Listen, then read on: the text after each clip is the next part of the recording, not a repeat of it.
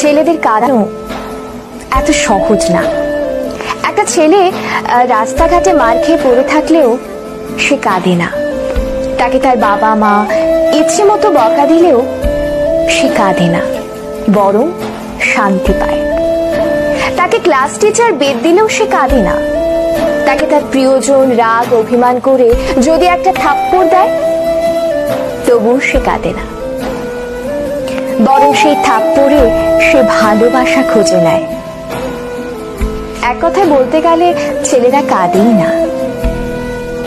ছেলেদের কাঁদানোর একটা সহজ উপায় হলো তাকে অবহেলা করুন, তার থেকে গুরুত্ব কমিয়ে দিন, তার প্রতিটা কথা এবং অনুভূতি হেসে উড়িয়ে দিন, তার ভালোবাসাকে মজা হিসেবে নিন। তবেই ছেলেটি কাঁদবে।